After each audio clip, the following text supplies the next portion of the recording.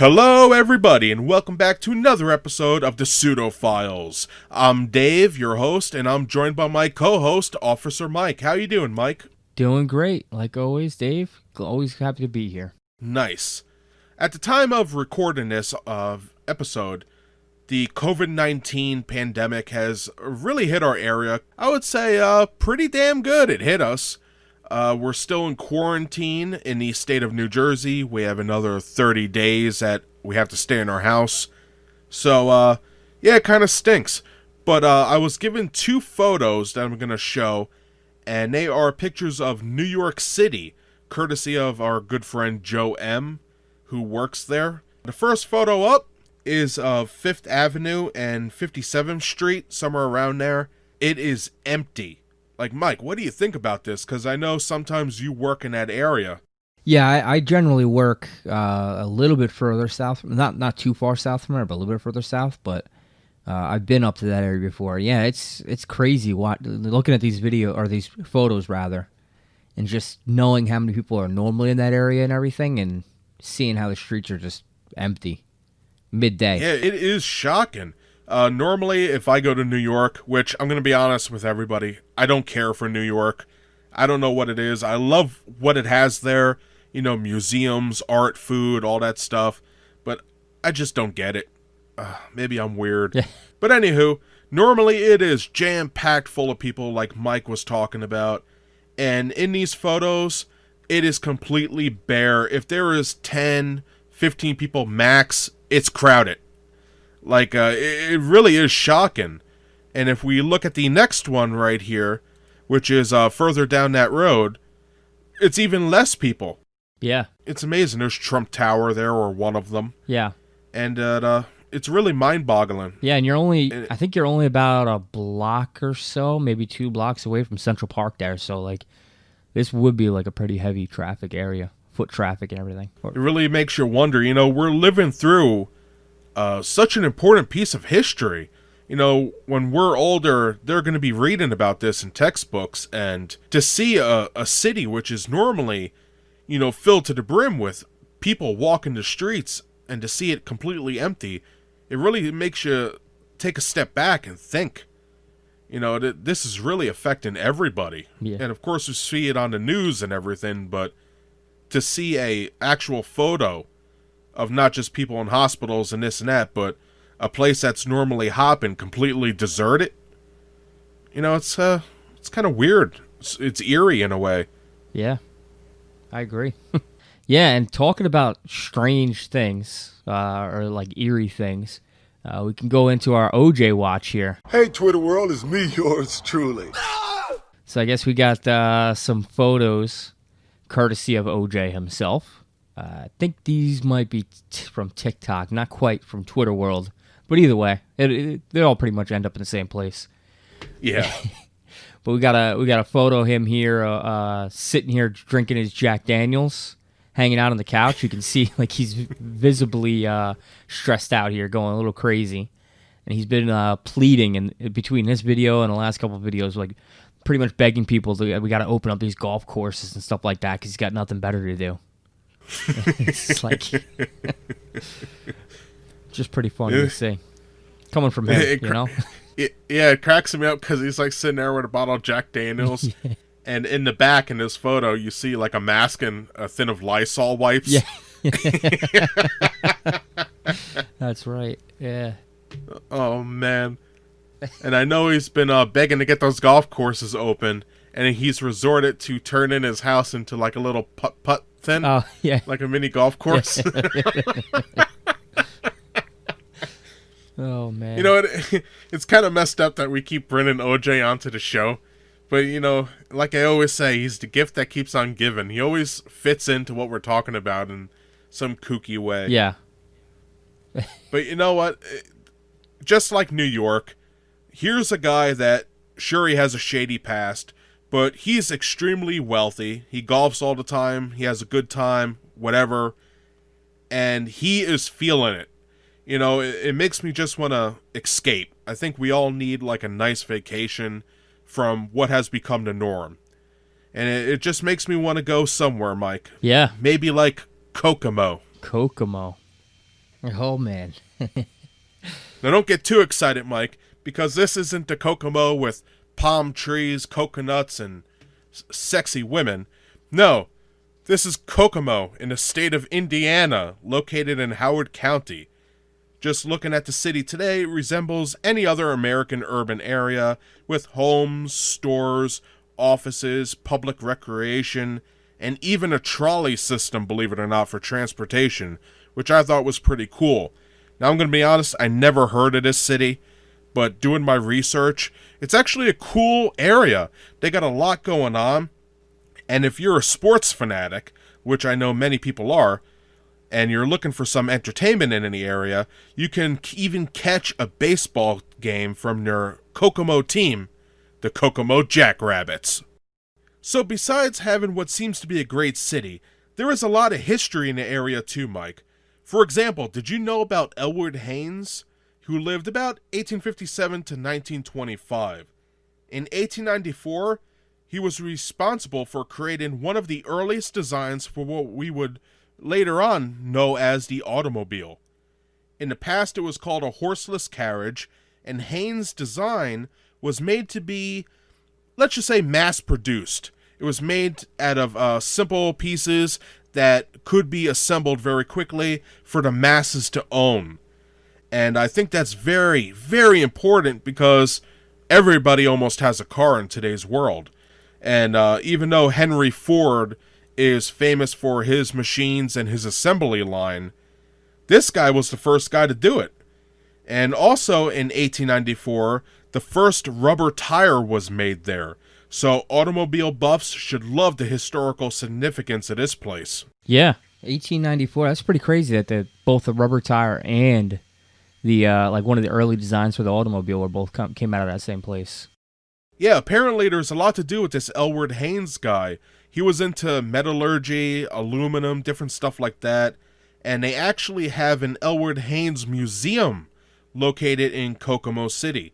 So if you're in the area, go check that out. I'll find a link and put it in the description below. So if anybody's interested in seeing anything we talk about in today's video, just check those links and yeah, do some research, find out what he did, because he is a very important guy. So as we can see, Mike, the city does have a very rich history.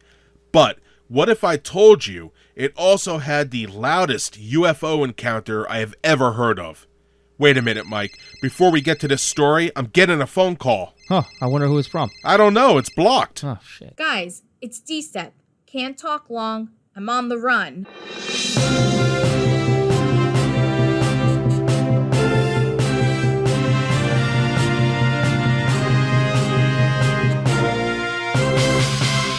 Hi, everyone. It's me, Dstep, here to bring you some strange news for the day. First up, to be or not to be. As many of us know, bees have been having a hard time lately in terms of dying from pesticides and other issues. But one problem is simply some bumblebees cannot find enough pollen to make food for their young. Well, believe it or not, I'm not pollen you leg with this one. Turns out, after a recent study, bees who live in these areas find plants like the common tomato. They go on the stem and take tiny bites out of it. The research says that the plants with many of these bites seem to bloom 30 days faster than plants without the bites. This means bees have found a way to basically speed up their food supply, which is pretty amazing. So that's the buzz on that story. For our final story, something may be slimy in Loch Ness. An international team of scientists arrived at Scotland with a mission to collect an inclusive genetic profile of the Loch Ness. When the data was gathered, it showed an extreme lack of giant aquatic lizard DNA in the body of water, meaning that the theory of the Plesiosaurus roaming the waters may seem a bit extinct at the moment.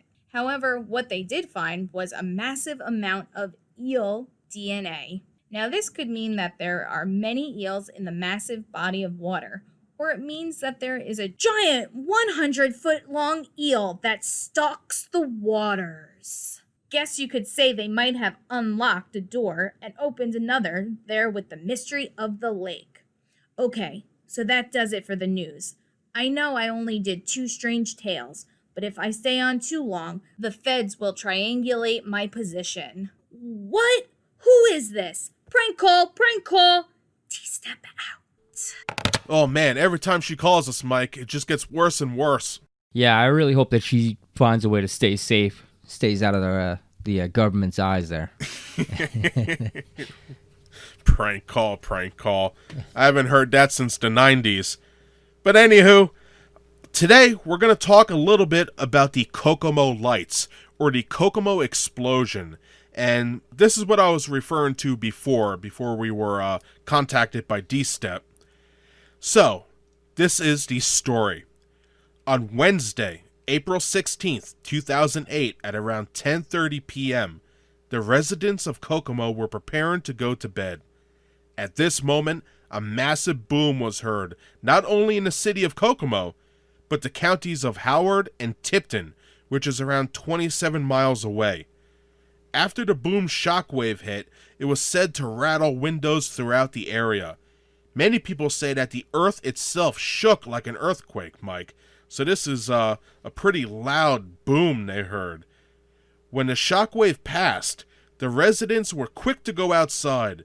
When looking into the night sky, residents of Kokomo were shocked to see a big orange orb glowing in the sky.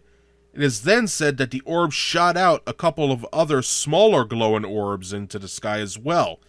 Some eyewitnesses say that the mysterious orbs were moving up and down in the sky, and as quickly as the event happened, it disappeared like nothing ever happened.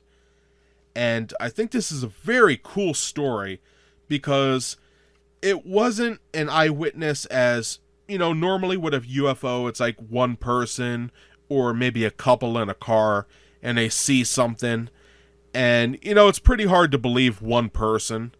But this is a whole town, a city. And, Yeah. It's hard to dispute hundreds of people feeling this, seeing it, and living through it. Right.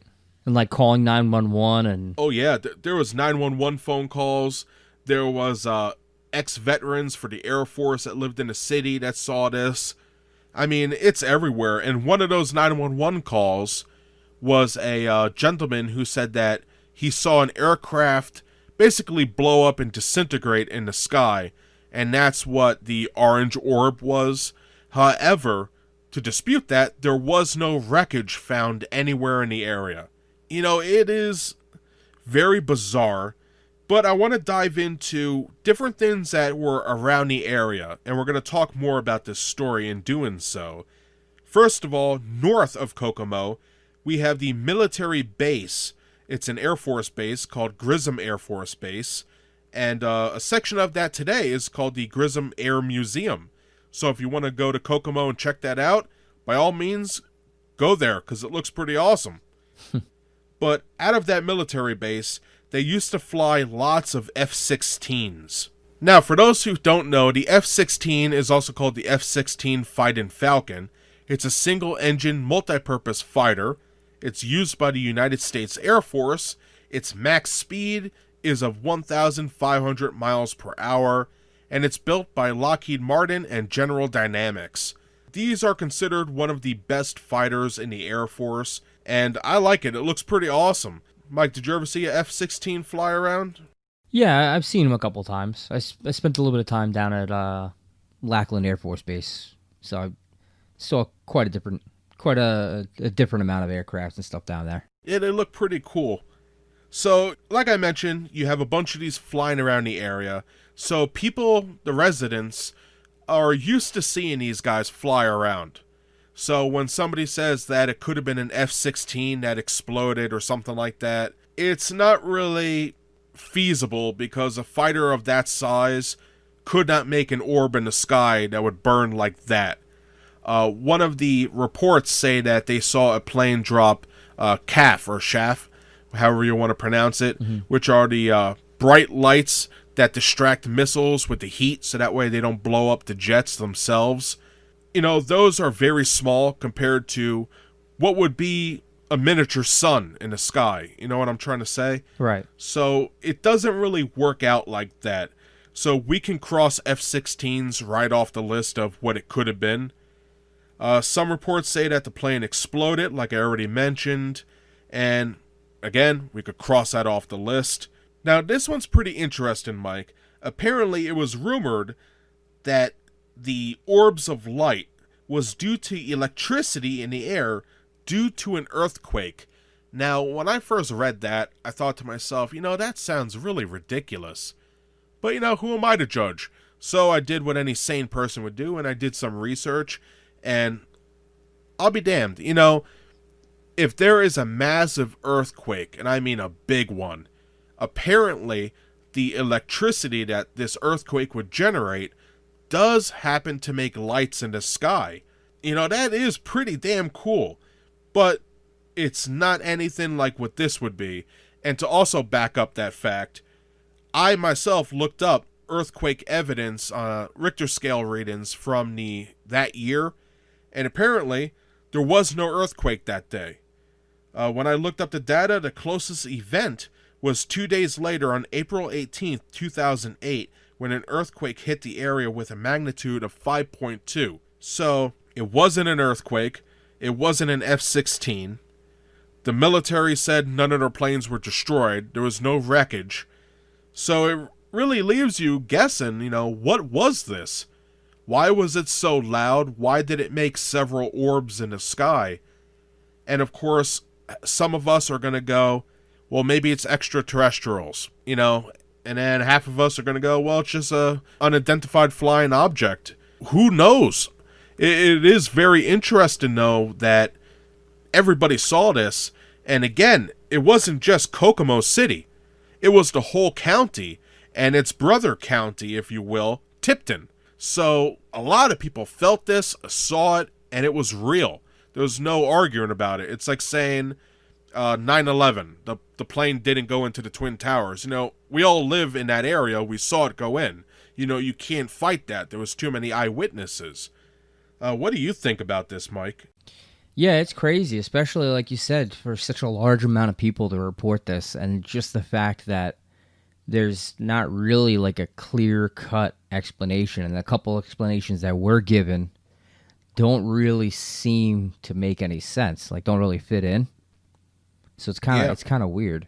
I think I remember reading somewhere also that that same night when people were calling in, I think the police department called over to the local bases, and they reported that they had no like flight plans or flight activity for themselves in that area for that night. Yes. So it's like, I mean, I guess maybe they wouldn't tell them if something like that happened, but you would think that if there was a crash or something like that they would just openly come out and say, like, yeah, okay, there was an accident during one of our training exercises or something along those lines, right? Yeah. I don't know when they would want to keep that secret. I don't know. It's something that pops in my head that I don't read about in any of these explanations of the events is you have tons of military bases around the area. A lot of it's National Guard. We have some Air Force bases.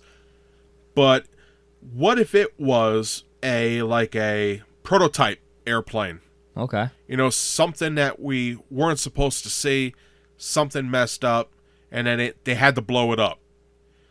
Now, that could make a big boom depending on what type of fuel it had, but to have a giant orb just burning in the sky, I don't know if that could be maybe a hydrogen fuel cell. I've never seen one of them blow, but, it's cool to think about what it could be, because there is no answers out there. So I'm just, throwing a little thing out there. Yeah. Yeah. I really have no clue. Right. For all I know, it could have been an extraterrestrial, just like E.T., how it got left behind, except we blew up the ship before it can leave. Oh, man. But, yeah, I wanted to talk about this today because, last week we did the Jersey Devil. Our pilot episode was time travel. And this is a sort of mixture between the two. We have some sort of UFO mixed with a huge urban legend that many people have witnessed. Similar to the Jersey Devil, where we have many people coming out saying, yeah, it was there, we saw it. I think this is a little more real than the Jersey Devil, however. since, you know, the whole city saw it. But Yeah, right. But hopefully everybody understands what I'm trying to say. And what's weird is when I go on their website, you would think if a city had a big event like this, you know, you would want to do something about it, you know, feed into that little market there of, you know, oh, the Kokomo boom or the Kokomo explosion or Kokomo lights. Many different people call it different things. Yeah. But from what I saw from the website and looking around the city, there's not really anything that talks about that much. Yeah. And I thought that was a little weird. You got to do a little bit of digging to actually try and find it. It doesn't look like the any of their sites or anything like that are reporting it. Or like, it's not like, you know, because if you go to their historical thing, even, they have like a bunch of different things listed. You know, like they got a cannon parked, you know, somewhere in the city or whatever, where they got their name from, but nothing about this pretty big incident, I would say. Yeah, I think it is actually one of the biggest UFO events in the history of America. Oh, wow. Of course, everybody knows about the Roswell incident. But, you know, when people see, like, the Arizona lights or the lights over Washington, D.C., when they're flying in a V formation, you know, that's one thing. But this is similar to that, where many people saw this. Many people heard it, it woke them up, everybody went outside to see what the hell's going on. It was a massive event. And if any of the listeners out there are from Kokomo and lived through this, please contact us, because we would love to hear from you. Shoot, we might even have you on our show to explain what it was like to live through that. Yeah. I know I would want to hear about it, because, Mike, I'm going to be honest, there's nothing out there. There's 911 phone calls, and that's basically it. It's really hard to find this subject, and it's why I really wanted to talk about it, because yes, it's in one or two books, and I know they did a couple of videos or documentaries about it, but to me it's not enough. I want to know more. So that's why I chose it. I wanted to know more. And now, to be honest with you, I know just as much as I did when I went in. Sometimes I guess that's what happens. Oh, man. I feel like that meme with the guy who has, like, the string attached to all the thumbtacks, trying to connect the dots and figure out the mystery. And that's like me at the end of this. It's like, yeah, all the dots are there, but nothing's linking up. Right. And it could be anything. And I guess that's the major point of our show, to look at the unknown and guess and have fun about what it could be. And if you guys out there have any opinions, write them down in the comments below. Maybe one day we'll do a show where we'll go through the comments and read what you guys think. I think that would be a very interesting idea, to turn the show over to all the listeners and see what your theories are. Again, there's no wrong answers here, because there's no answer at all. It could be anything. It could have been a weather balloon with a guy dressed up like the clown from It that exploded with a giant helium tank. Who knows? Yeah. Yeah, exactly. Who knows? Homemade fireworks or something. I don't know. Yeah. Like anything's possible. Yeah. Like we got a hot chick calling that's on the run from the FBI with some interesting science news. Anything could happen. Oh, Mike. So is there anything you wanted to add? No, I think we pretty much covered it. Yeah, I thought this would be a nice short episode. Hopefully everybody enjoyed it. So that does it for our show today. I hope everybody enjoyed our content. If you did, smash that like button. If you'd like to see new videos on the 15th and 30th of every month, subscribe. Again, me and Mike really appreciate you taking the time out of your day to watch our content, and we hope to see you next time. Bye, everybody. Bye, everyone.